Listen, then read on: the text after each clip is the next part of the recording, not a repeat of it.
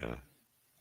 Welcome in. We've hit halftime. We have Thursday night football here. We have a really good game going on. Maybe unexpectedly, surprisingly, but it is a rivalry game. We have Buffalo and Miami 14-14 going into the half. We've seen Josh Allen be his usual effective self in the passing game with 2 touchdown passes, hitting Dalton Kincaid with a touchdown, and then with Jackson Hawes at the touchdown as well. No running from Josh Allen so far, hasn't needed to. And we've seen James Cook have a very strong, productive first half for the Bills, up over 70 yards in the first half. Miami just went down and scored. They capped the half. They really bookended the half with a touchdown, march down the field. Ollie Gordon got a touchdown. They came back in more than a 2-minute drill, but came right down. And Jalen Waddle had his first catch of the evening. He came into the game with a questionable tag. So if you played him, then you were very nervous for most of the half. He did have a touchdown. Tyreek Hill looks like Tyreek Hill should look. He looks pretty good in this game. We've seen a lot of usage for Ollie Gordon, a lot more than what we've seen in previous games. And then also Devin Achane, the usual Devin Achane heavy usage as well. It's myself, Jeff Bell, my good friend Matt Waldman. Matt, how are you doing here on Thursday? And maybe what have you seen kind of coming out of the week or starting the week off here with this Bills-Dolphins game? Yeah, I mean, look, doing well. It's the end of the week, so it's nice to be able to have a little bit of a opportunity, time to take a little breath, take a deep breath before the weekend, and more football. But this out of this week, I think was fascinating. It's just, we tell people not to panic after week one, and then people are running for the Pampers after week two. Yeah, it's just generally how it goes. And I would say some of the things we're going to be panicking about, we're not going to be so worried about by week 8, week 9. And you really shouldn't. I think it's by week 4, week 5 that we should really start going, okay, what do we have here and what do we need to do? Now, um, from a waiver wire perspective, I mean, you got people who've, burning up funds for Bashal Tutin, and I can see why in terms of like the appeal of what might happen with him. I see, the fact that we saw Quinshad Judkins perform pretty well with very limited camp time, and in that Cleveland offense, I again, and doing it against the Ravens. And I know, yes, the Ravens won by a large margin, but you still saw some promise there from him that I think you can see that they're probably just going to roll with him. And that suddenly makes him more of the fantasy favorite that he was going to be in before the off-field incident that really derailed everything, from a work standpoint, if we're just going to look at it from that perspective. Just seeing, the Alec Iamanor love is starting to crop up over some things, and same things with the Tatara McMillan. That continues to be, people kind of are having a honeymoon period with these two guys, and I don't know if I'm totally there with either of them still. But we could talk about that down the line. And then there's there was, for some, the panic over Brian Thomas, which I think is just that. It's just panic, and probably really not something that we should take seriously. Yeah, I really enjoyed the show that you did with Adam Harstad this week. I listened to that previously this afternoon, and Adam made a good point that I go to a lot. One of the things that I kind of view you week one as, we learn everything that we need to know about the 2025 season in week one. And then week two, we learn that everything we learned was wrong. And that's kind of the way that the season usually starts for me, I feel like. But Adam made a great point, and just the randomness on looking at like a week 11 versus a week 1, and random things happen in week 11, but we don't assign any special meaning to it because we've already had multiple months of football. And I think some of the reactions that you see early, I think some of it's that we just haven't watched football. A lot of people haven't watched football for 9 months, and so they're just like retraining their football brain off the first couple of games. And I think there's some level of goldfish brain a little bit that just kind of reacts to just the last thing that you saw is going to be the thing that you're going to see forever moving forward. And I think some of it too is, both of us, we really ingrained in the rookie process to the point where like we're watching a lot of games of these guys. There's a lot of people out there that have been talking about rookies all off season and are watching these players for the first time and for the first meaningful game. I think is a lot of it too. And, people talking about Ashton Genty's size or these types of things that you're getting his first game was against the Patriots in a 1:00 game and was kind of pushed over, and then getting an island game on a Monday night game on that next game. So it's funny to me, we talk about the reactions because I see so many, like I see people talking about, well, Keon Coleman, see, it was nothing in week 1. Look, his snap share was lower. And that's because the Bills blew the Jets out and they weren't playing the entire game with their starters. Or like you see some other things like that. Or I know. Or Harold Fannon's. Yeah, Harold Fannon's snap target share dropped 7%. And now we're talking about a trend after 1 week. Isn't it about, shouldn't we give it 2 more weeks before we even start the beginning of a trend? Right. Yeah. And Judkins, I think it was natural for, it's going to be the new exciting pieces. So Dylan Sampson there as the passing down back, even though in week 1, Jerome Ford had more snaps than any other Browns back. And then week 2, Jerome Ford had a lot more snaps than any other Browns back. And Sampson didn't get involved until that game was a blowout. And so I think just being careful on just looking at stats and not necessarily looking at what the context behind stats. And I know that you've always done a great job with the context. I think Dwayne McFarland has done a fantastic job with the context. And we've got a buddy here. We're going to start to bring some staff on here and really open this up. We've got the chat is going a little bit. We're going to bring him in. We got Josh Falsing is here joining us. Josh I don't want to call him a new staffer because Josh has done the things. He's been to Vegas. He's been very active behind the scenes and just being involved, writing. He's been very involved in Dynasty, and he was on the roundtable panel discussion this week as well. And Josh coming in, joining us. And I know that Josh is a Lions fan and Matt is I think he finally crossed the Rainbow Bridge and is going to be a Ravens fan. So we have a Ravens-Lions game on tap this week in a primetime spot. So that's a fun one coming up. But Josh, welcome in here and so happy you could join us. We can't hear you, Josh. There we go. How's that? Beautiful. Yeah, that's much better. See, I had video and no sound, and then I had sound and no video, and now I got them both. But I'm glad to be here. Thanks for having me, guys. And I'm glad I didn't realize you were on the Ravens. You were riding the Ravens ship here now, Matt. So we got some fun Monday night.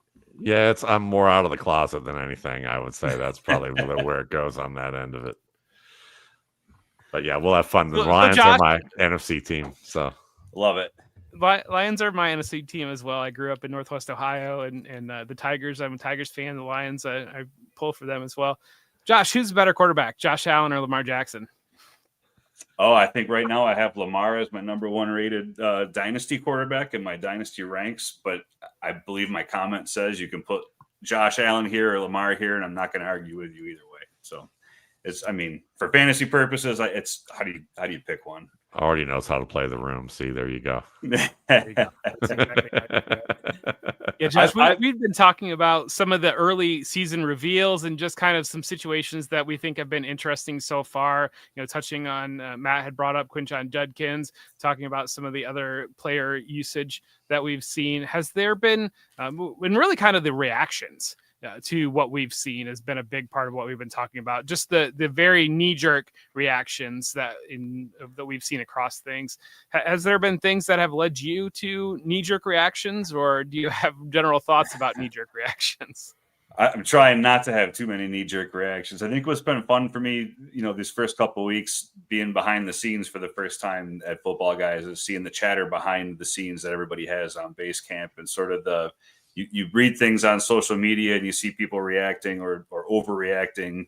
And then you get onto base camp and everybody's kind of go, okay, everybody take a breath now. Here's what we're really dealing with, So I try to follow that model. But the one thing that I'm a little bit nervous about to this point, and I'm really hoping Matt can talk me down here, is that through 2 weeks, I'm pretty sure Luther Burden is playing for the Bears. I think he's on the team. I'm pretty sure.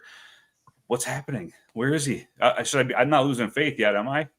That's a great question. It's funny because Brandon Angelo and I do a podcast every other Wednesday, and we were talking about that. Brandon is a is an athletic trainer for pros, and he also is a Bears fan, and we both liked Burden a lot. And we were talking about this, is that maybe early in the season we had to understand that Olamide Zaccheaus was probably going to be in the role that people looked at Burden to. But also one of the things that Brandon kept pounding home is that we shouldn't be looking at Olamide Zaccheaus as maybe the guy that's going to get replaced, but maybe DJ Moore. And that sounds kind of nutty, but here's the deal. I mean, 2 weeks ago, we have Dave Kluge looking at a pass, on Twitter, on X, talking about how this doesn't look like this was all on Caleb Williams spraying this ball. And of course, the fan base reacted like, you don't know what you're talking about. And then Ryan Fitzpatrick comes on and says, you know what I really hate is when receivers change their route mid-throw. And here's exactly what happened here. And, and that's the type of thing that we often don't see. And I know that I had somebody who was close to that organization tell me last year that Luther Burden's route running was like a box of chocolates. And Burden got really kind of, I think he saw that. I mean, I don't like to claim that people see what I said, because there's a lot of people that say stuff, but I saw him on Matt Harmon's show during the Super Bowl, and he said, these people on Twitter saying I don't know how to run routes. And I was like thinking, well, because that was one of those things.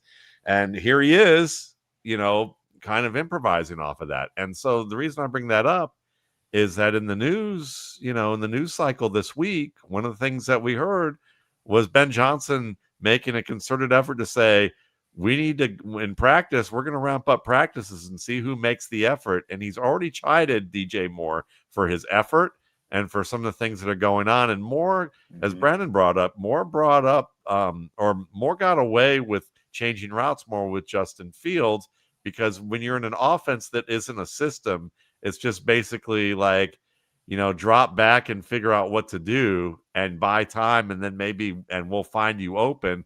You get a lot more freedom when you have two guys who play that way, hooking up together and having a big year. But Ben Johnson is building a culture and a system, and he's having to manage upward. He's having to manage outward to the media and the fans of what a real football coach and real system is going to look like. And he's had to manage his players and teach them what they need. And from all accounts, Luther Burden practices hard, plays hard. And I think that from what we've seen, he's probably an upgrade to DJ Moore once he gets acclimated and really learns more of the league. So don't be surprised. I'm still got the faith on Burden. Obviously, in Dynasty, he's not going anywhere.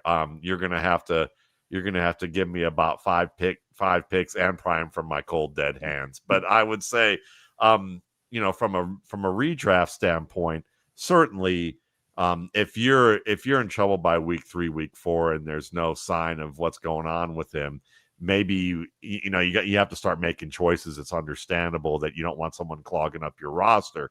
But from the looks of what's happened, I think that DJ Moore, being a guy who got an extension from Ryan Poles, and DeAndre Swift, who was basically chosen over Saquon Barkley by Ryan Poles. Well, Ryan Poles still got half the opportunity to make the draft picks this year. And I think what is happening here is Ben Johnson's like, okay, so I can't get rid of the guy that I got rid of once. And I can't get rid of the guy who got an extension who isn't making the effort. So I guess I'm going to play them until it's shown without a shadow of a doubt that these two guys aren't a good fit for what we do. One of them is basically the loser in the league in terms of yards after contact, even though they're leading in yards before contact. And they have not barely used anyone else, from the backfield to show what they can do yet. And Burden hasn't gotten on the field much, but the guy who's supposedly the receiver is also pouting now because Rome Odunze's become that guy. So I don't think I would say we don't know how this is all going to play out, but there's enough circumstantial evidence that if you can drop some running back who's like the third string promising dude that you picked at the end of the draft, like a Sean Tucker, or somebody like that, and you can add and keep Burden on your roster. That's what I would do. Otherwise, you're just going to have to hope for the best. I think sometimes. Yeah, I always hear people play redraft. I'm thinking dynasty when I'm thinking about them. But yeah, go ahead. Yeah, I wish I had an instance, maybe like when Sean McDermott started with Buffalo and Nathan Peterman was just so bad that he just threw Josh Allen in there. But I feel like coaches early on, they'll try to defer to a DJ Moore, even though they kind of know what they have, or a DeAndre Swift, even though they kind of know what they have. And then you'll get a game like this past Sunday with the Lions where they just get nuked. And then the coach will just say, you know what, if we're going to get blown out anyways, then I'm playing my guys instead. Mm-hmm. And I think that there was enough, or especially early in the offseason, enough smoke around DJ Moore not being long for Chicago. And so let's play a little bit of a dream matchmaker. If we're going to move DJ Moore out here, and we saw last year a bunch of wide receivers traded in season. It seemed to be, it's really hard to add receivers through free agency. That seems to be the one position that those guys are either going to get locked up or traded. If we're going to move DJ Moore to another team in the league right now, what team would you move him to? And Matt, I feel like you probably got somewhere in your mind right away. Or Josh, if you want to go first, whoever's feeling like they've got something here. Josh, you want to start or you want me to start? The first team that pops into mind is San Francisco just because of the need. And I think that'd be it, for fantasy purposes. I don't know if they would make a move like that. Maybe. I don't know if they would if they're sort of mailing it in for this year with the injuries and the situation they've had. But that's the first place that pops to mind is they need a receiver and he could fit maybe. I think it's a fantastic choice on fit because I think he's actually a more evolved version of Deebo Samuel. Neither of them are great route runners, but I think DJ Moore has shown he can win man to man. And if he stays disciplined within Kyle's system, that's the only thing is, will Kyle sign off on that? Knowing what the reputation might be behind the scenes with him. But I'm with you that he could be Deebo plus, and that I was thinking, not that they absolutely need it, but it could, if you want a little overkill, you could put him with Cliff Kingsbury in Washington, and then you could have two Deebo-like players plus McLaurin, and then you could kind of use those parts. But I don't think that's really a viable instance. And then I would say, the other one that might be interesting would be New England, just from the standpoint of that, I like Kayshon Boutte. But I think that you could they need another player who isn't a slot receiver on that team. And he certainly can give them another added element and a physical element for that team that could be helpful. What about you, Jeff? I think that New England was one that came to mind for sure. And I wasn't sure about Josh McDaniels kind of working with DJ Moore's attitude there. Tennessee was one that maybe I kind of had a little bit in the back of my mind just because getting Cam Ward one more target there, I do kind of buy into. I think Alec Amonor has looked pretty good into the first 2 games. I think Cam Ward has looked especially good considering that he's played against the Broncos and the Rams, who might be 2 of the top 5 defenses in the NFL. Cam Ward's doing some things that I don't know that there's 10 other quarterbacks that can do some of the things he's pulling off. But and then the Jets are kind of just sitting there with the relationship with Justin Fields already, and just like the need for another target there. And that seems to be, I think my concern with DJ Moore is how far along the Deontay Johnson path are we walking here now, or like the Antonio Brown path here? Are we on that wide receiver path now at this point, or are we on the put it back together path? And so that's kind of where my thought is on DJ Moore, that if we're starting to go down that Deontay Johnson journey, and there's other things that are more important than buying in and doing that to DJ Moore right now, then the Jets feel like the natural landing spot for him. Yeah, that feels like that's like the leaving Las Vegas pick, where it's just like, look, let's just make the most of it until it all falls apart. Exactly. Right until the wheels fall off. Exactly.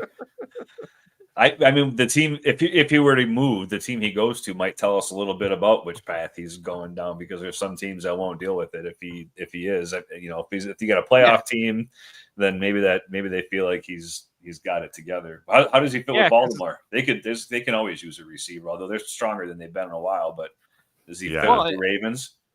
I don't think he fits what they probably want to do, but they could make a part out of him. But I think right now they've got a conundrum because they've got a player that they give 2 targets to a game, and he still looks like he's still got it. And DeAndre Hopkins, and then Devontae Walker's making hay with the opportunities he gets, and we're not even talking about the starting duo. Mm-hmm. You know, so yeah, exactly. Kansas City is an obvious one to me too, but I kind of left them because like that seems to be you're gonna do things our way or there's gonna be a problem here. But we also saw them go with Kadarius Toney at one point in time, so they might be open to something. But I think that they need something like that at this point. And Patrick Mahomes, it looks like he looks so just dejected in a way that I've never seen him. I feel like against the Eagles, because it looked like he had all the intentions, all the talk was that we're going to get back to bombing it downfield and this is going to be the offense again. And then through the first 2 games, like there's just none of that. And it looked like he was like, we're going to be vintage Patrick Mahomes again. What's going on here, guys? And so I think that to add the piece there would be big. It doesn't help that you were one Travis Kelce basically muffed pass at the goal line away from keeping this a contest against the team that blew you out in Super Bowl. So I have to imagine that was a gut shot for him. So yeah. I wanted to dive into the roundtable that you did this week, Matt. We had Josh on there. I don't know if the Brian, I think the Burrow question is really interesting to look into the Bengals. I think it's fascinating. One of the things that maybe it's a segment of it, but I was kind of surprised as I was doing my backfield breakdown and looking at the usage. You've got Chase Brown is getting 100% of the touches. And the only other player that's getting 100% of the touches in their backfield is Tony Pollard. And right now they are running backs 25 and running back 29. Mm-hmm. And given like that's surprising to me. And I think Pollard, some of it's with the defenses that they've played against those first 2 weeks and getting Cam Ward up and going. Chase Brown, if it weren't for Joe Burrow, I think Chase Brown would be a much, much bigger fantasy story, but it seems to be Joe Burrow's just dominating the headlines coming out of the Bengals there. But just that holistically, that offense with Jake Browning in there. I know, Matt, you've been somebody that you like Jake Browning, and I think I like Jake Browning too. I've called him the spiritual successor to Ryan Fitzpatrick, and we can start with you, Matt, here on what you think Browning can add into this offense, and maybe not add, but maybe just make sure he doesn't take away too much. Yeah, I mean, I obviously we're probably not going to get the level of pocket play that Joe Burrow can provide, and that's a big deal. And you're not going to see the level of anticipation that Joe Burrow has. I mean, those are 2 elite characteristics of his game. But with Browning, what we have seen is that he's willing to throw people open. He's willing to target people in the tight spots, and he's willing to be aggressive downfield. And he also has enough experience in this offense. He's not like a journeyman who's going, what's this system? I've played in 3 systems in 4 years. And nice to meet you. Your name's Jamar. Okay. That's nice to finally meet you. Or that, he's not calling him, he's not calling him Debo, or something like that because he's been in a past system like that. So the familiarity is good, which we should give Jake Browning an opportunity not to be what he showed us, but the opportunity to become more than what he's already shown us, because he's comfortable. He's got another year in the system. And he's still working at his craft to get better. Now, I don't think he's ever going to be a starter, like a long-term starter in the league. But I think that from what we saw, he was doing stuff with Tyler Hudson a couple years ago that was, that was worthwhile. I would not be surprised. And also what we saw last week, I mean, he went deep with T. Higgins, beautiful ball. Yes, they threw the ball 7 consecutive times to Jamar Chase, but I kind of like that. If I was going to pivot, I've thought this year that if there's a receiver that I think that has a chance to have a record-breaking season, it would be Jamar Chase if an injury occurred. Now, I was thinking more like an injury to T. Higgins, and then they were really rolling to him. But maybe it's more likely with an injury to Burrow because now they start using Jamar Chase as an extension of the run game because they know that boxes are going to get loaded with Chase Brown. And one of the things we didn't talk about in that roundtable was that possibility because I saw everybody was like, yeah, I don't think the receiving core is going to get any better, but there might be an outside shot that if Jamar Chase is starting to get 14, 16 targets a game, that's more than what he's getting with Joe Burrow. And especially if 6 or 7 of them, they're going to come within 5 yards of the box. Now you're looking at 130, 140 receptions possibly in a season. And you're looking at a record-breaking year. Maybe he could be a 2,000-yard receiver if they hit, especially because if Browning plays better and T. Higgins is still healthy on the opposite side, really what's happening is that Chase is going to get the best of both worlds. He's going to get to have still a good receiver opposite him. He's still going to have a competent enough quarterback, but also they know that they're not going to get tested like Burrow. So now he becomes the extension of the run and starts to get more touches like that. Probably an out there and outlier like possibility, but it's one that I'm kind of rooting for and think and can see a path for how that might be.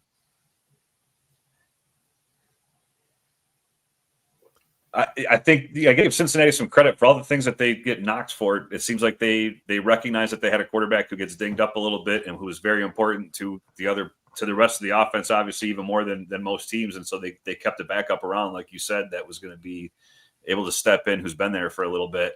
I think that this is one of those situations. Usually we talk about quarterbacks. It's like you want a quarterback who's going to elevate the players around him. This may be one of those sort of rare situations where he's got the receiving talent, can elevate the quarterback, and make Browning, like you say, good enough to keep the fantasy points going there. I think that this was one of those weird things. I did 2 roundtables. On one of them, the dynasty one, I said I'd knock in Chase Brown a little bit, and then the next day on the Bengals question, I actually pumped Chase Brown a little bit for the redraft, for the immediate sort of short term, thinking that he could be somebody who benefits. If Browning keeps things going and teams realize, we're going to have to focus on these receivers because this quarterback's good enough to continue to get them the ball, they might dare Chase Brown to beat him, and so he may end up getting some opportunities that he might not otherwise. So. Yeah, sorry, I was slightly distracted here. Obviously, I'm a Bills fan, and so I've got the Bills on here, like I do every Thursday of the game on. We just saw a deep attempt downfield to Tyreek Hill that was incomplete on a 3rd and 11, but Christian Benford got a little bit banged up on that play. Christian Benford, if you're an IDP, if you just football in general, Christian Benford is a very important player for the Bills, kind of their number 1 corner. And it was Taylor Rapp, who has a little bit of a reputation as a friendly fire specialist when it comes to Benford was going up for a play, and I think Rapp maybe got him in the ribs, or we'll see how that works out here. But hopefully it's okay. But Benford was down with the trainers out. But I think it's interesting because one of the other questions that you had talked about on that roundtable was looking at some of these backup quarterbacks. And right now we kind of have the Aaron Rodgers, the Russell Wilson, the Joe Flacco group of we don't have a solution right now. We need to plug a veteran in here, like somebody that is competent, and those guys are just about aging out of the league here. And there's going to be, I think, a group that maybe steps up and steps into that. And some of that we've seen, maybe it's the Sam Darnolds, and maybe Mac Jones, I think maybe falls into that category of Sam Darnold, where and Daniel Jones is another one of those that has the 1st round draft pedigree, and they kind of get their career back on track, and another organization can talk themselves into being that starting quarterback there. Whereas Browning, I feel like it's a harder path for a player like Browning because Matt, one of the things you've talked about before is how many more chances a first round pick is going to get as opposed to a guy that's an undrafted free agent type of a player. But I think Browning is I always say that there's levels of backup quarterbacks. There's backup quarterbacks that can keep all the fantasy pieces humming when they come in. And then there's absolute train wreck backup quarterbacks. And I do think that Browning's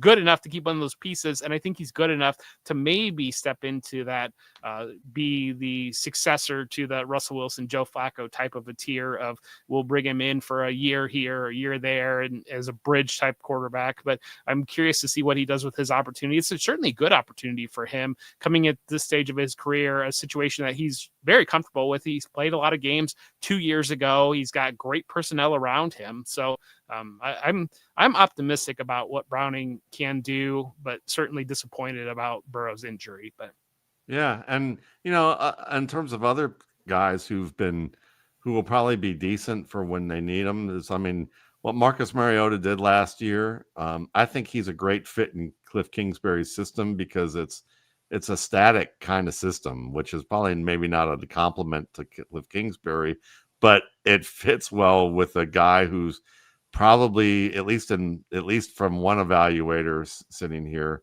I won't name who he is because but he said something about him being robotic and kind of a task oriented type of quarterback. And I think that's what Marcus Mariota is in a lot of ways. So with that offense, where I think it limits Jaden Daniels, I think it's a perfect fit for Marcus Mariota in that regard. So he's like a guy that you can plug and play with him and feel good. Wentz is going to be the biggest wild card, I think, with this, because his MVP years came after his second year in the league. He was 3 or 4 starts in, and they discovered this guy's footwork is awful. He can't throw the ball accurately off of anything more than a 2 or 3 step drop.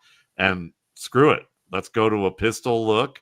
Let's have him do read and keep his feet from tangling up, and he can fit things in well and scramble. And he played great, but the rookie year he looked awful, and it was because they're doing 3, 5, and 7 step drops. And I think when he's asked to do that with a team, that's just not the strength of his game. We'll see. I think O'Connell can make that work, but at the same time, they like to run the ball. They have a good line, and having a complete drop game and being able to throw off those drops is a real important complement as a play action, to have the play action variety you need from a power run game that they're going to have with Jordan Mason. Now, I have a side note I want to ask you about, Jeff, because you're the guy I saw brought him up, and I looked him up and started watching his tape a little bit for my replacements piece at Football Guys, and that's Xavier Scott. Now, we know that maybe Cam Akers got signed, and that probably means he's going to be the insurance plan, and that Xavier Scott is probably a special teams dude, and that's why he earned the number 3 spot. But I was interested. I liked his tape. I'm just curious. You said maybe we need to start keeping an eye on Xavier Scott. So what have you seen about him that you like, that you noted that? He's got good size for the position, brings that in there, physicality coming from that background with UConn, working up into Maine, and then making the roster as an undrafted free agent. And I think that that's one of the things that when you see an undrafted free agent, and I think there was some speculation that Ty Chandler wouldn't make the roster in favor of Xavier Scott. They kept 4 running backs, and that's when I'm doing my projections, I watch pretty closely on, it's usually 3 running backs. It's almost always 3 running backs. Sometimes it's even 2 running backs, but for a team to keep 4 running backs, especially an undrafted free agent, that tells me that they have something that they are interested in seeing if the development can be more there. And I think that there was, I was frankly a little bit surprised that Ty Chandler did make the team because of the positive reviews that Xavier Scott was generating in camp. And bringing Cam Akers in, we know they're not bringing Cam Akers in to play special teams. So you probably do have a very solid point there on keeping Xavier Scott as that running back 3, that special teams role that does tend to be that third running back that's active on game days, is more of a special teamer. And, if enough injuries hit, then they can move into a situation to get you out of the game. But then you usually deactivate more of the running back 4 that's less of a teamer, and then you'll bring, we see it, I feel like all the Patriots all the time with Brandon Bolden is the key example there, where it seems like 4 different times James White or somebody would be injured and Brandon Bolden would come in and get his 6 catches for 35 yards, and we would all say Brandon Bolden's the waiver wire target for this week, and then the next week they would be able to have a different back active and Brandon Bolden would go back to just doing Brandon Bolden things. And maybe Xavier Scott is pigeonholed into that, but I think it's anytime you see these injuries here with Cam Akers is, well, not Cam, Ty Chandler is on IR now, and Aaron Jones is on IR as well. We don't think that hamstring is going to be too much longer maybe than the 4 games, but hamstrings can be tricky things, especially with a little bit older players. But I think that seeing, to me, if Scott has the ability to earn a passing down role to complement Jordan Mason and have some of that physicality to step into the passing down work for Aaron Jones leaving the lineup, because that's not really a strength for Cam Akers in his game. And so that's where I think the interesting part of Xavier Scott lands for me. No, I like it. From what I saw, he's got some nice bursts to the edge. He played wide receiver at Summit, Maine too.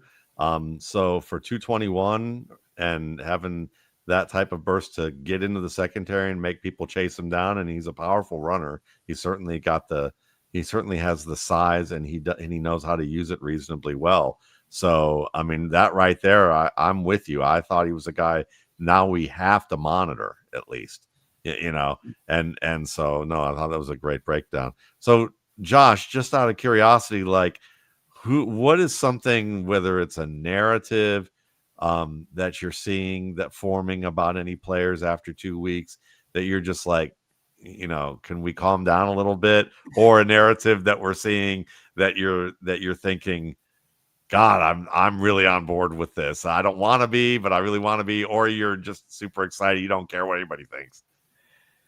Man, I'm thinking of the rookies really mostly, because I'm always curious in these first few weeks to see how the rookies pop. You spend so much time in the spring on them. And so I'm excited for Emeka Egbuka. I think that's been about as good as I could have hoped he was going to start. And he's had added, additional opportunity with people being injured over there, but I don't think it's going to matter. I just don't. I think he's going to work himself into a place where he's just undeniable. He's just that good. And so I've been excited about him. I think people should pump the brakes a little bit. Don't worry too much about Omarion Hampton. I think he's going to be okay. I think that offense is figuring itself out a little bit right now, and there seems to be a shift a little bit in philosophy, and a lot of us had expectations that maybe aren't going to be exactly what we thought they were going to be in this first month of the season for Hampton, especially because he's not going to get 20 carries a game or something in the Greg Roman offense. It looks a little different. So yeah, the rookies are really where I've sort of focused these first few weeks, I think. I know from the Chargers perspective, one guy we know on the show has been talking about Quentin Johnston pretty much all off season. And he's looking right now, because Quentin Johnston they're using him the way they're using him to his strengths, and he's playing good football right now. So hats off to you, Jeff, because it looks like if you got Quentin Johnston in the third day, the third tier of your draft, basically the final rounds, you got yourself a starter, and that's a major win. Yeah, and really seeing all the different things, because they obviously hit the deep shot last week. We've seen him week 1. He looked like Mike Williams at some points going up and playing the ball, but then at the same time, they're also utilizing him in the short game and giving him the ball and letting him create after the catch. And so for me, it's I always there's three layers of the field for wide receiver. And if you're able to be utilized at all three of those layers of the field, then you've really got something there. And I think Ladd McConkey's the type of player that can be utilized at least the short to intermediate area. And I think the deep area too. And then, so now that you've got those two receivers that can play off of each other, and then Keenan Allen just is still excellent at all the things that Keenan Allen does, then that rapport natural there. I think there was a lot of pushback about being able to support three wide receivers, but if the tight end's not getting any targets and the running back's not getting any targets, then it's pretty easy to support all three wide receivers. And they're throwing more than you thought they would. I tell you, Harbaugh, people say what they want about Harbaugh, but the man can coach football. And one of the things that he has done is I think he has developed Quentin Johnston's confidence and he's pumped him up. The guy, I've never seen him say a bad word about him. I've seen him sort of build this player since he got there in a way that I watched him do at Michigan too, for the years that he was at Michigan. He knows how to coach, and he knows how to get the best out of players and make them feel like they're in a place where they can succeed. So I shouldn't be surprised. I was skeptical, but you were right, Jeff. I should not be surprised, but you were right. Yeah, I mean, it's like they replay. It's like some hypnotist came in and hypnotized Harbaugh and said, "Don't be nervous about chickens, but be nervous about tight ends." Right? Maybe that's what's going on. But, I mean, I cracked up this spring and I read the story about he had a dream that he woke up and thought, "Okay, I got to get Justin Herbert to the Hall of Fame." And I kind of mental note in the spring and kind of laughed about it because that sounded like a really Harbaugh thing. But it looks like he's actually trying to do it. It looks like that's part of the game plan. I think he had Andrew Luck at Stanford. So, I mean, he's not been bottom of the barrel nonstop, right. But at the same time, like when you've had like Alex Smith in the NFL or like trying to figure out Colin Kaepernick and unlock that, and you get Justin Herbert, it's like just a gift from God, I'm sure. And so how many touchdowns did Josh Johnson have at San Diego with him? Right. Yeah. I mean, he was a leading passer there.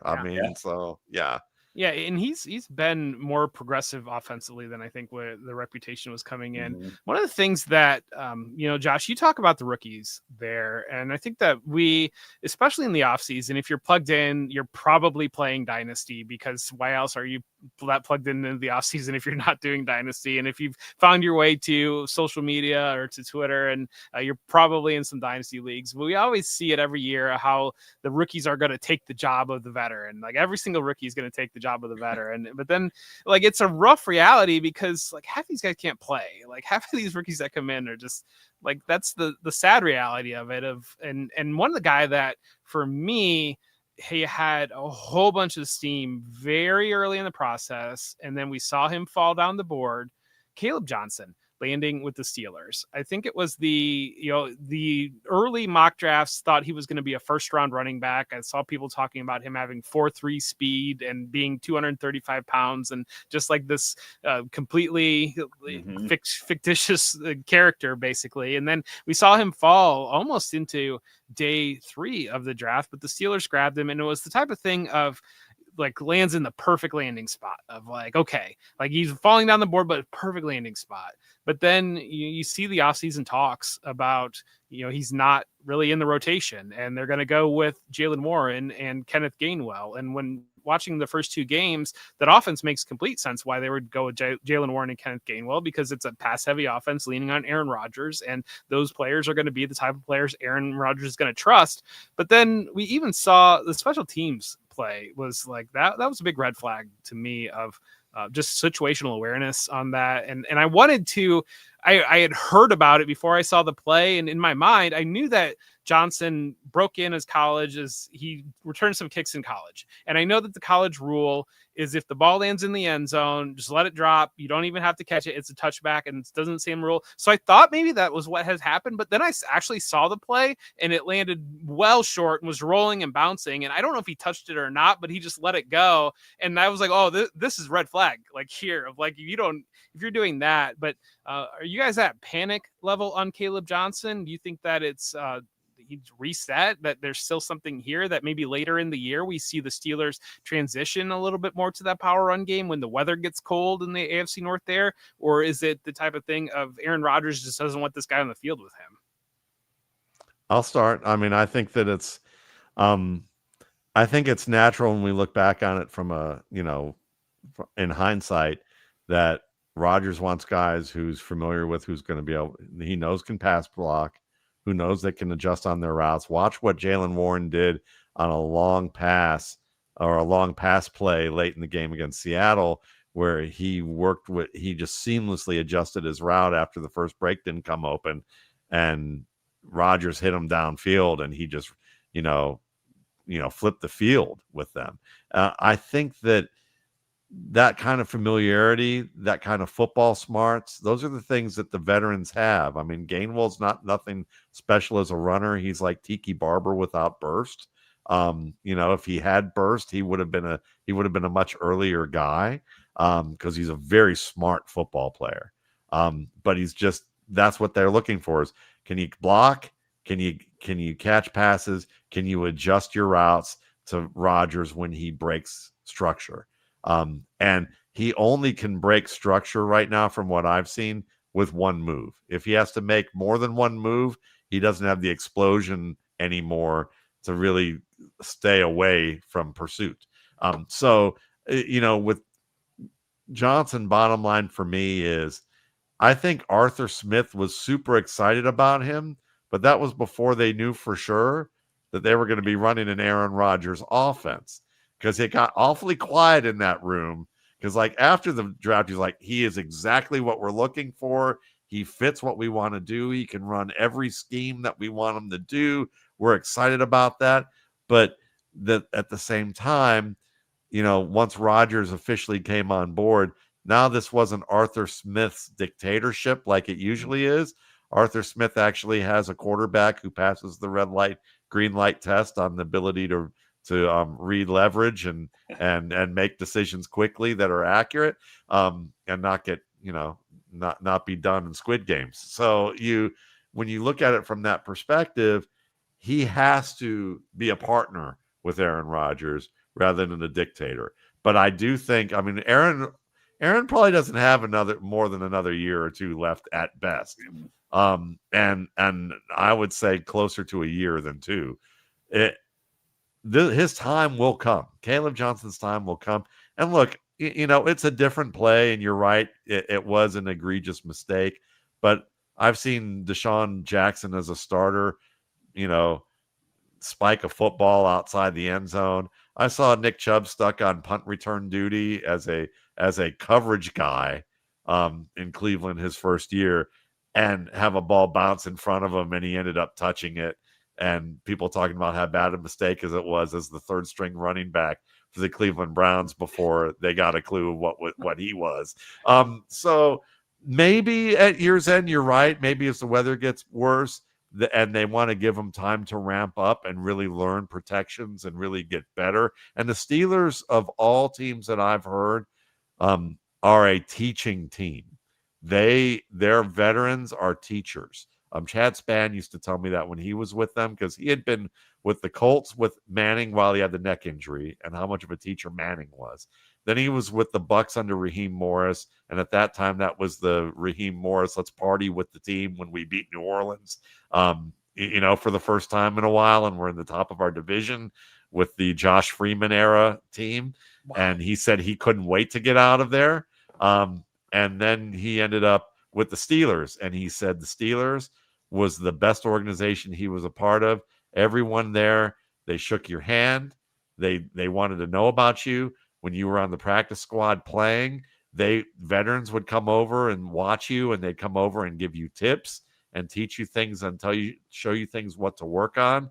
They had like a development plan for you, in certain regards. And so it was kind of a community, and everyone wanted you to help win. It wasn't dysfunctional in that way. And he also had stints with the Jets and the Texans. So he had a number of teams that he played for. So from that perspective, I think Caleb's still a guy to have hope for, but it's more of a long-term play, and it's not a this year play. We'll see if he surprises us this year. Yeah, I think if you're a dynasty manager, you still have some hope. And I think to piggyback off of that, the thing that gives me some hope is that I heard Tomlin talking about him and echoed some of these things that you're saying. Talked about, he's going to get an opportunity. He's going to get a chance to work his way up.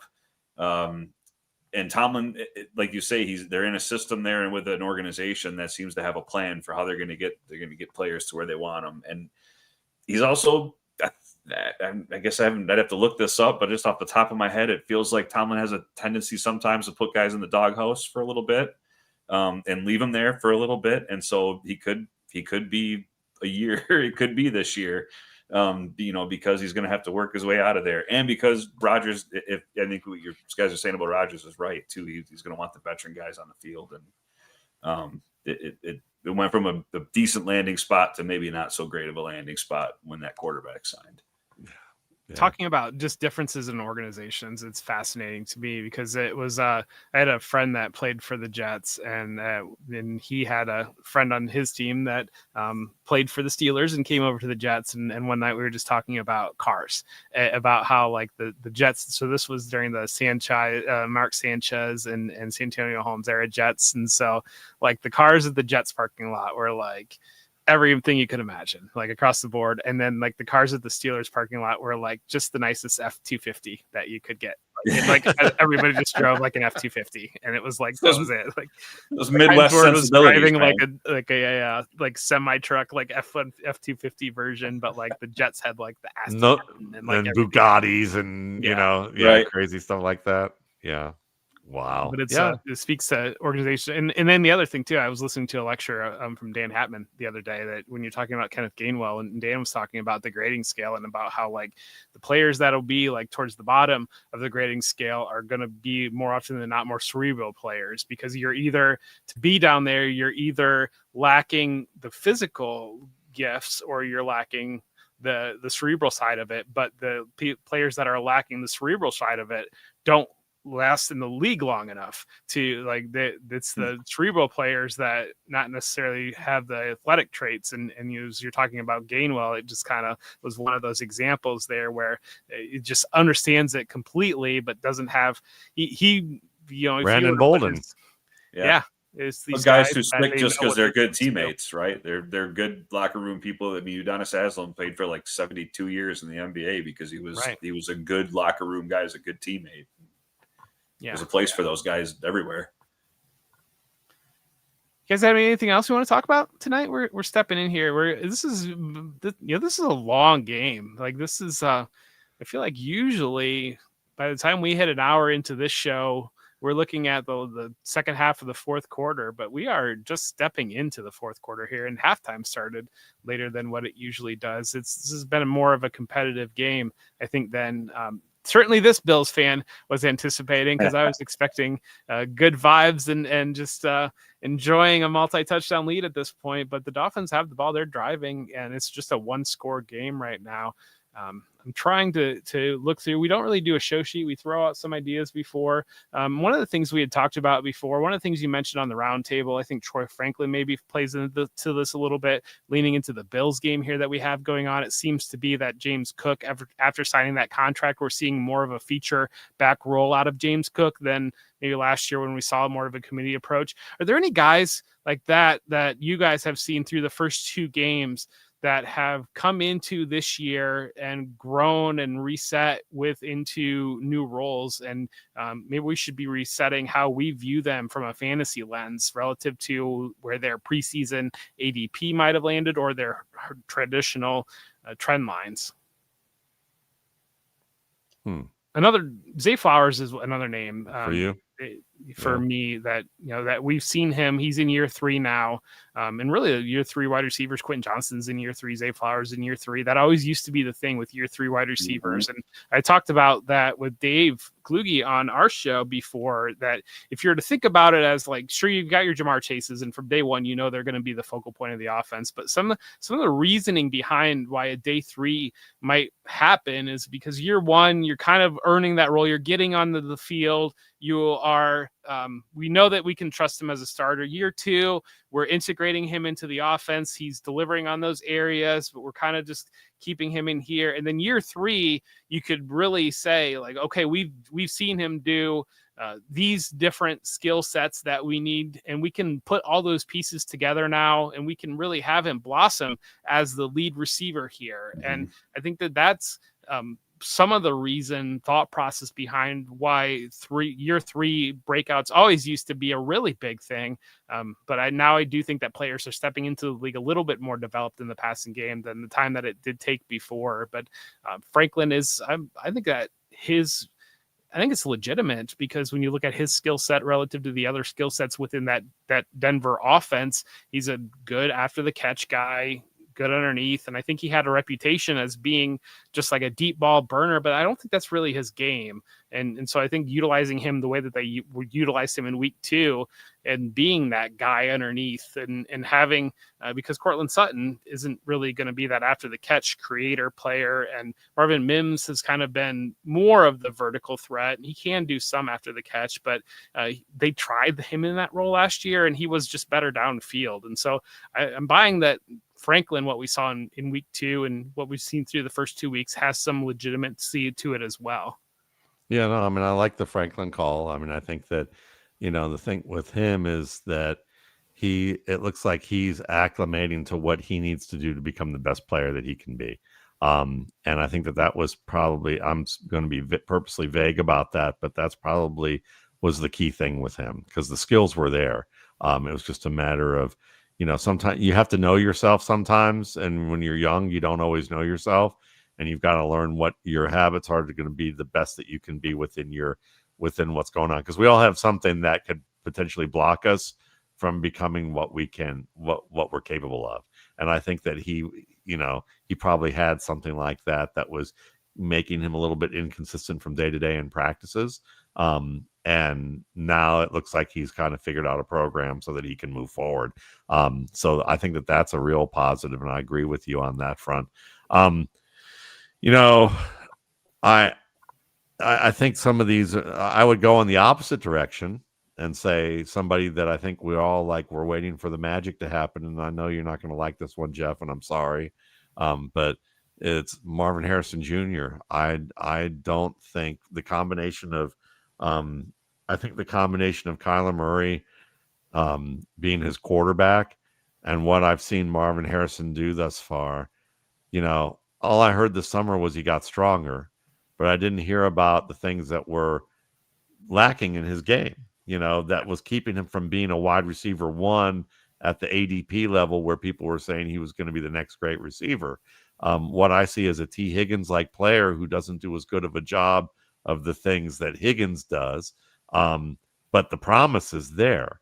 But if you spend all summer working on getting bigger and stronger, but you're still not tracking the ball well on jump up and throughs, you still clap attacking targets, you still don't know how to use your hands the right way on contested plays.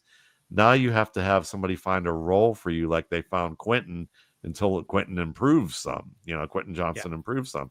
And I feel like that we might be seeing him at that juncture at some point, coming up and going, okay, this is a guy who's been told he's great. And this is something that happens. And it's not rooting against a guy like this. I think this is actually very unfortunate. It's very unfortunate when you see the arc of, especially guys our age, when we watch, we've been through our years of watching sons and daughters of talented individuals take the stage in whatever they do. And you're like, you can see it. You can see the shades of what could make them great, but something's not there. And people often gloss it over and say, well, he's just not like his dad. He's just not like his mom, but it's really that there's some skills there that, is it possible that when you grew up with a Hall of Fame receiver and everyone's telling you you're great and you're going to be like your dad, and you're big, strong, and fast, you go to a program that has been known for being a factory for top wide receiver talent, that you're going to, and everyone says you're going to be the best because you've got the body. I mean, we still, like my buddy Brandon, he was saying last night about Ryan Poles. He said Ryan Poles is his scouting approach is size, strength, speed. And that makes, I'm probably going a little bit too narrative on this, but, as an offensive linemen are structured as such that, when to get into the NFL and play, their opportunities are really regulated very tightly on those physical dimensions more than any other position. Whereas like running back, you could be a cornerback size, you could be a defensive end size, and you could never make a cut like Dalvin Cook, or you could be a jump cutting machine like Adrian Peterson. There's so many different ways to approach that position. So when you look at like, something like this, teams may have looked at Marvin Harrison because they err on the side of size, strength, speed. And so even with recruiters and even evaluators, like, he's going to be great because look at his size, look at his strength, look at his speed. And so when I heard that he just got stronger, I'm like, he didn't need to get stronger. He needed to become more technically proficient. So that's my concern, is I'm worried that he's never going to get out of like wide receiver 3, low end wide receiver 2 land, when he seems like you could see something there. And maybe it's because he doesn't know. No one's told him. No one's probably broke it down to him yet that said, dude, you could be so much better than you are. And maybe someone has, and he just said, I'm not listening to you. My dad would have told me that probably, or whatever. But, sometimes that's the type of thing that I worry about with him, is that, are we going to find out later that he's like, I didn't find out how much better I could have been until I was 27? It's the difference between growing up hungry and not growing up hungry, I think, sometimes. Yeah. Is it what you're referring to there? Yeah. Yeah. He needs Steve Smith. He needs a couple doses of Steve Smith and a summer where he can't leave. Yeah, right. That would probably do it. It's interesting because Jonathan Gannon had some comments after the game of kind of like, we got to get him the ball more or less. And then Kyler Murray had some comments after Jonathan Gannon's comments of like, well, he's got to be in position to get the ball, like type of a thing. And really that we saw obviously Ohio State win the national championship last year with Jeremiah Smith kind of breaking out, but it was a little bit more of a spread out attack when that offense kind of broke a little bit with Marvin Harrison, the Kyle McCord Marvin Harrison year. It was kind of like it has to be through Marvin Harrison, like for anything to work. And when all the great receivers that, Jackson Smith and Jigba and Garrett Wilson and Chris Olave that they've rotated through here at Ohio State, it was never like, you've got to feed Garrett Wilson like the way that it was. You've got to feed Marvin Harrison Jr. And you kind of wonder of like, personality wise, is like, how big of that was that going on there? And Kyle doesn't get any favors from me about anything, just because when you watch him play, even this week, like, he can climb a pocket. He just chooses not to. Not often enough. There was a perfect example where Marvin drew a DPI, and it was by far the more productive play and more probable play that could have happened. But on that play, I noticed that if there was plenty of room to take that one step and just stay in the pocket, and if he did, Michael Wilson was working across the field and there was another receiver blocking for him in that flat. If he hits him in a timely manner, and he only needed he really needed a couple more beats to throw that ball, that he might have had an escort to the end zone. Now, it wouldn't have been as probable as the defensive pass interference. But my point being is that Kyler gives up a lot of those plays, and Marvin Harrison's at his best working across the field, winning targets where he can use his size to run after the catch and work the boundary on plays where they lead him downfield, not where they throw back shoulder. And it seems like I will not be surprised at all if like Marvin Harrison's like, trade me, and is like, I'm not a fan of working with Kyler Murray, because I think that there's probably 3 targets a game that he's missing out on because Kyler does his James Harden routine of the NFL. And then I think to add to that, you add system. All I heard all offseason, what I was afraid of was that the way they use Marvin Harrison is to get Trey McBride open. And if you combine the missing targets from Kyler not stepping up in the pocket with missing targets because you're being used as a decoy, then you have yourself a very talented, wasted wide receiver in your fantasy lineup. I'm afraid he's not going to pay off near on his price in our dynasty leagues until he gets away from Arizona, is my concern at this point for him. Yeah. I mean, I'm laughing. If there's the player that that Kyler gets compared to is Russell Wilson, but Marvin Harrison after last week, Marvin Harrison would be dancing in the streets right now to be the Wandale to the bigger Wandale to Malik Neighbors with the way they were using Wandale. I mean, those are exactly the types of throw targets that where Harrison is dominant, and they could have covered him and he still would have made those plays. I'm curious about Buffalo, Jeff, in this first 2 weeks with their receiving core, and because I heard they made a comment earlier on the broadcast before we got on about with Stephon Diggs gone, these guys are now running routes to get each other open.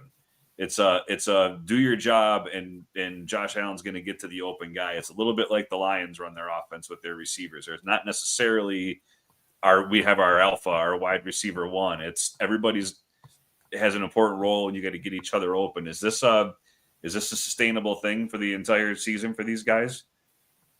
Well, that's how the offense was structured last year, and I do think that Bucky Brooks always talks about quarterbacks being trucks and trailers, basically, and usually early in a guy's career, he's going to be a trailer. You need to build the offense around him. You need to bring him along. You need to put him in position, and then at some point, especially when you're paying him like that, you need him to be a truck, and you need him to be able to find the open receiver. And I think Joe Brady's offense is very good at, like what you said, creating open targets for players. And I know that there's been some narrative, some pushback that they need a true number one receiver.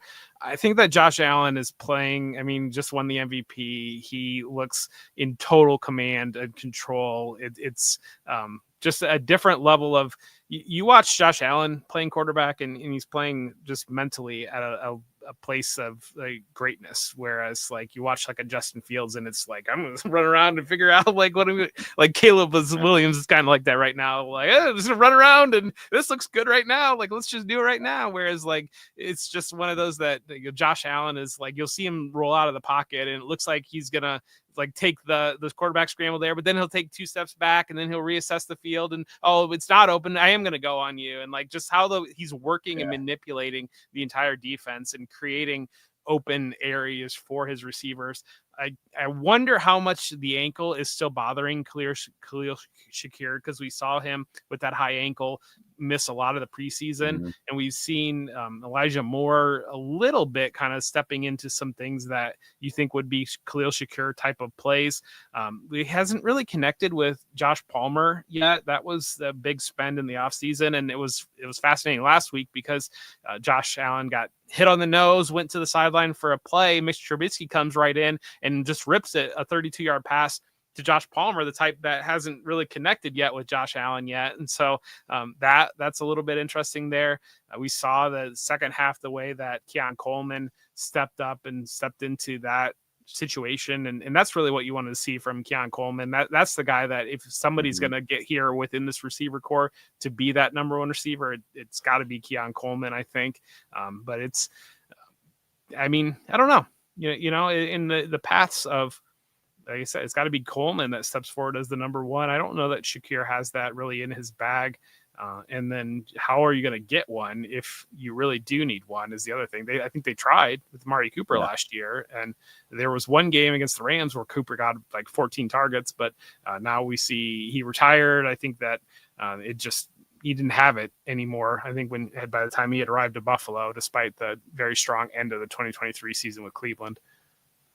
It seems like they decided they've got a couple types they like. Like they've got Coleman and Palmer at sort of on the boundaries. And then it feels like Shakir and Elijah Moore and even Curtis Samuel are all kind of the same type of player. Am I onto something, Matt? You guys have a better eye than I do, but they seem sort of in a type where, and then Coleman and Palmer seem like, and then you get your tight ends. And so they've kind of got the types they want, and they'll shift these guys around as they need to throughout the season. And let Allen make him productive, right? I agree. I think that I don't think they want Josh Allen leaning on one guy. Yeah. I think they saw what happened there when they did that, and they didn't like what they saw. It wasn't that he was awful, but they just felt like that it played into his baser instincts and that they wanted to elevate what he could do.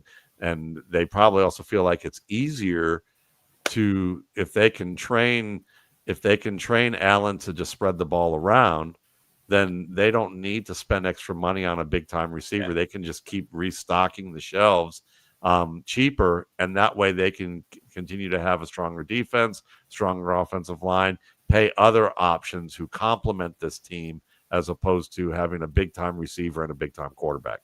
And so the question is, will they be more successful doing that than Kansas City was? Because that seems like the Kansas City plan too, where after the Tyreek, they had to pay Mahomes.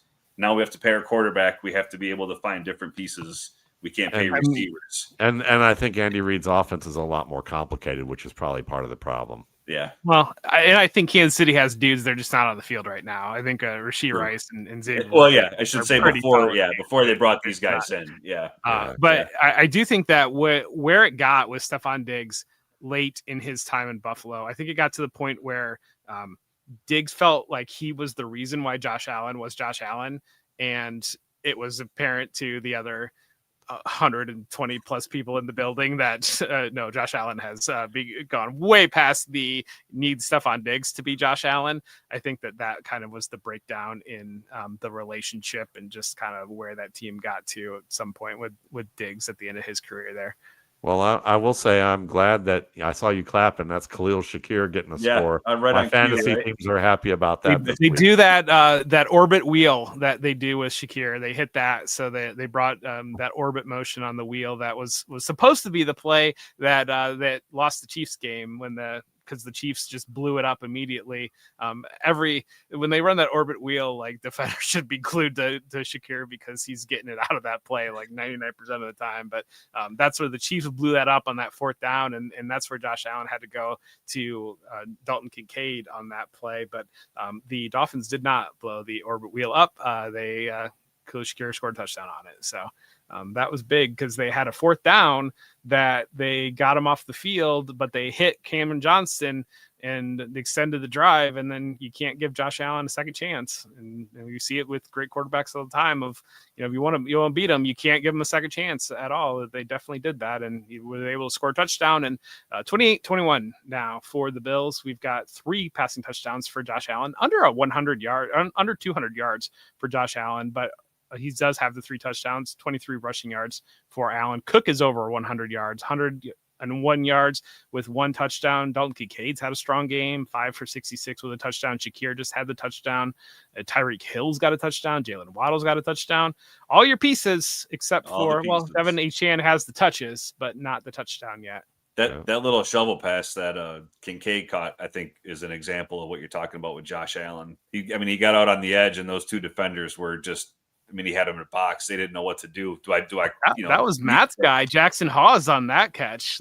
I'm sorry, it was Hawes. That's right. Yeah, that little shovel. Yeah, but that was exactly the kind of play you're talking about. I think he gets out on the edge like that, and he's the intelligence, the IQ of like I can make these defenders do what I want them to do right now. Are they going to take a step forward? They're coming for me. I can pump fake them. I can shovel it. He looks like he's just in total command. He's such an exceptional player to talk about as a prospect, because he's a good example of all the tools being there, except for the connection between here and everything else. And he sometimes at Wyoming, he looked like the dumbest player on the field. And then sometimes he had moments where he looked like Drew Bledsoe with wheels. And so it was one of those things that to see him develop the way he has, a lot of people probably will be, I think Jason Wood said this well, is that there are going to be a lot of people who are going to make mistakes for quarterbacks for many years, hoping that they get a Josh Allen type of developmental project, because he was an uber talented developmental project. And I hate to say it that way, but the Bills did a fantastic job from going, it's okay, if first read's not open, just run. We're running you out of the shotgun anyway. Don't worry about it.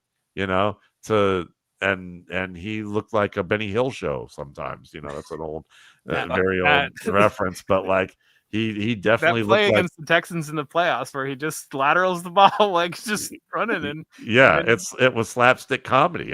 He was that, and it was awful at times, but he got better incrementally each year, and he's become one of the 2 best quarterbacks in the league.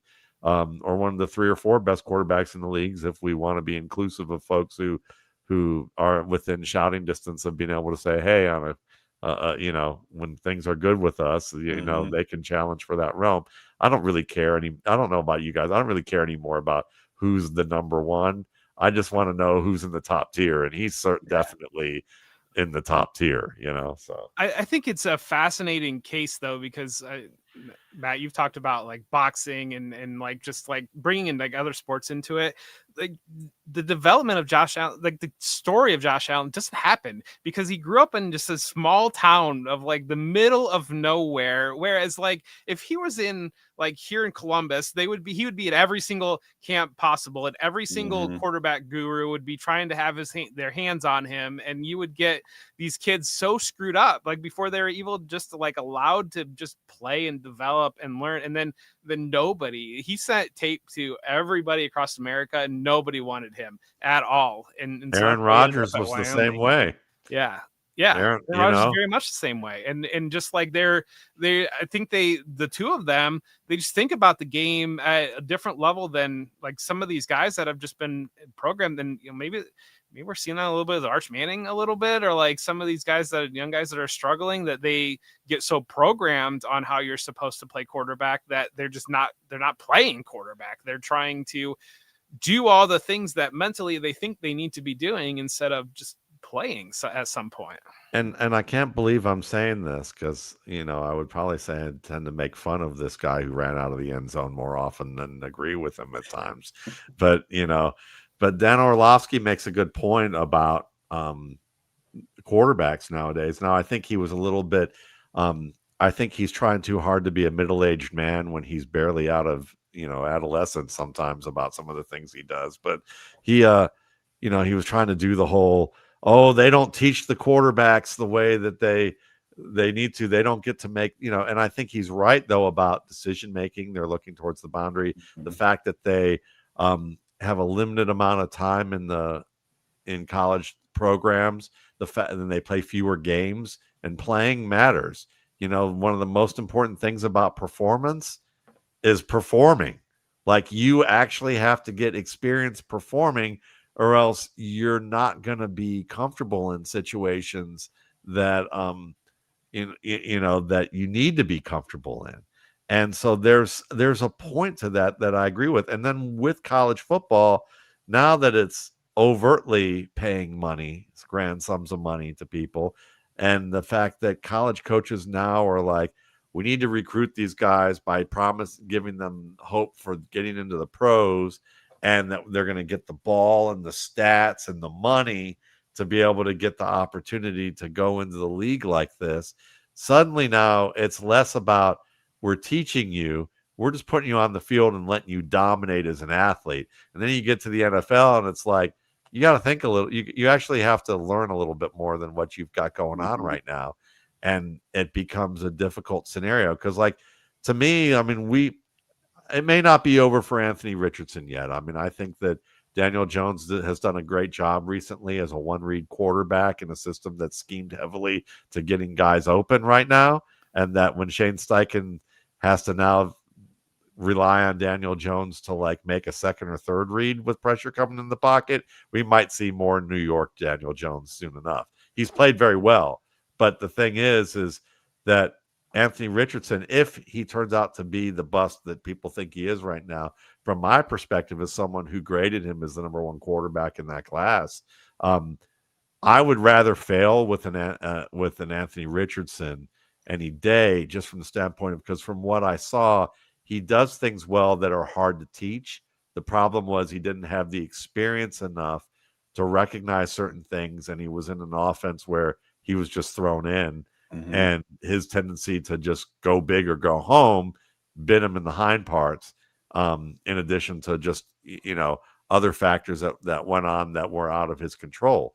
But, within his control, he has work to do. And I'd like to see him get another opportunity, but he's a perfect example of an uber talented player who just didn't play enough games. And I get now when people say, I always thought the difference was he's not raw, he's inexperienced, because you're not raw when you can bait defenders, in a pocket sliding out with good footwork and being able to do that. You're not raw, you're skilled. He's heavily skilled, but he was heavily inexperienced, and that's the problem with some of these guys. So you mentioned it in talking about how college athletes are being overtly paid now. The professionalism in the college game. What I would like to see is a player like Richardson, where he still has eligibility. And correct me if I'm wrong, but I'm pretty certain Larry Bird was drafted and still played another year at Indiana State after he was drafted. I think that happened. I think he threatened to go back, but I'm not sure. I don't know. Okay. I don't know. He did sit a year. He didn't play the first year he was drafted, and Boston held his rights. And I can't remember now if he played. I think he did go back and play in years. Anyway, yeah. I feel like he did play at Indiana State. Yeah. But like, why if you're paying college athletes and like a guy like Anthony Richardson has eligibility or Trey Lance has eligibility, like why can't they just play? Like, why can't we just like break down the facade of like being like two separate things and all this, and just at some level acknowledge like a developmental aspect, or like at least like there are a bunch of different teams that Anthony Richardson could be playing quarterback for in college football right now for another year. And how much better of a player would you get if Anthony Richardson, instead of just sitting on the sideline in Indianapolis for a year watching, or multiple years watching, and or Trey Lance like almost washing out of the league and he has to earn his way back, and he gets to sit and watch Justin Herbert now, and maybe he plays, maybe he doesn't play. Give him I think Trey Lance had 2 more years of eligibility. Like, just let these, like Justin Fields is another example of like he could play for another year, and just give them another year of. It goes back to I always go back to Bill Parcells talking about how he wants a 4-year player. He wants but you look at the schemes, and you've got Matt Patricia now scheming up zone blitzes in college football. I mean, you're seeing high level concepts at college football in the growth and development that some of these players would be able to do, instead of they go early because they're going to be a top 5 pick and they're going to get a life-changing money, instead of like let's make life really good money. Like let's just let these guys play. Well, they've got eligibility if the NFL team's not going to play them. That was one of my hopes for NIL. That was one of my hopes, that when the NIL system came, you'd see guys stay in school. And I think you could go a step further and help them retain some eligibility somehow. But I hoped, if nothing else, it would keep some guys who were going to leave for financial reasons in school, that if they weren't ready yet, and they'd get a better chance to make the pros. I think the NFL tried to do something like this with the World League a long time ago, where the guys would be, NFL teams owned their rights of the guys, and they could send them over to Europe to play and try to get them experience that way. And I mean, the NCAA is right there. College football is right there. Why do we have to, have it? Yeah. It's all sort of that fake, that invisible line between the two of them that just seems to be eroding now. Yeah, I just don't think you're getting the level of coaching and caliber of play like in some of the other leagues. Like I just don't know that the development's really able to happen in some of the. No, I don't think so either. Yeah. UFL or these random things. Yeah, I mean, I think you're right. I mean, it would be nice if they could do that, but I think coaches are so bent on their own agendas right now. And they know that if they have an Anthony Richardson playing for 4 full years, who can they recruit behind him? And then they have to reformulate their program, because they're always, if one guy gets a year and they know someone else is going to get the next year, unless it's at a smaller program where he's going to be absolutely special. But then, the Underwoods aren't going to go to, aren't going to go to Cal. They're not going to Cal. They're going to Michigan, LSU, maybe, Alabama's of the world, teams like that. The special case, but what's funny is the special cases, the guys who get the best development, it's always funny. Like it's going to come down to this, but it's fun. It's fun to like root for Lamar Jackson. So it's like, you look at Louisville, went to Louisville, made them promise that they're going to keep him as a quarterback, and you end up having one of the best offensive coordinators in the NFL being your head coach, and you are learning by VR every morning, bringing in your coffee and your biscuit or whatever it is you had, and you're literally reviewing practice and games with VR and practicing with VR every day. And he proved that he didn't need Greg Roman's training wheels in the way that Greg Roman's offense was done, but they were extra cautious with him. And now he's in a full-fledged offense and he's dominating. Mm-hmm. But it's one of those things that you see that with the players. I think overall we're right about development, but when it comes down to it, there's always going to be the guys who are great are always the ones who are willing to do the little detailed things, the hard work, the extra stuff that programs may not teach them. I mean, Aaron Rodgers was all about like dissecting film and knowing everything that was going on in the field. And he did it after school as like a hobby, growing up based on his show. Lamar Jackson was in there early in the morning doing all this stuff, working at that kind of thing. But then on the other end of the spectrum, I mean, I still think about Brett Favre and the fact that he didn't know what a nickel was, and I had to ask Ty Detmer, but he's the godfather of the RPO. And the thing with him is that imagine, I mean, we can talk about what he did off the field, but just purely on the field. If, imagine a football player who's so good that he's like, that he can screw up as often as Brett Favre did and still win 3 MVPs. Not because he was popular, but because he actually won games, because he actually could overcome those mistakes and not have brain freeze and have the confidence to still be aggressive like that. And I think that that's the thing that with quarterbacking is that it comes down to preparation and confidence, and that you have to have both. If you just have one, preparation, you're Alex Smith, a competent NFL quarterback who overthinks things at the wrong moments and can't really overdo it. And then if you have only just confidence, then you have guys who are reserves because they throw way more interceptions than touchdowns. Mm-hmm. I just want to, Steven Kornmuller has been fantastic. He's been in here talking the entire night, hanging out with us, watching the game and enjoying the conversation. And Kyle Graves too has been in here hanging out, and we appreciate that greatly, guys. It's been very nice. And Josh, we're so thankful that you've been able to spend some time here with us tonight. And we love doing this Thursday night and second half of these games and just being able to talk about kind of whatever comes to forefront of mind. But let's do the proper thing and give Josh the proper introduction to the audience. And Josh, what do you got working on, and where do people know how to find what you're doing?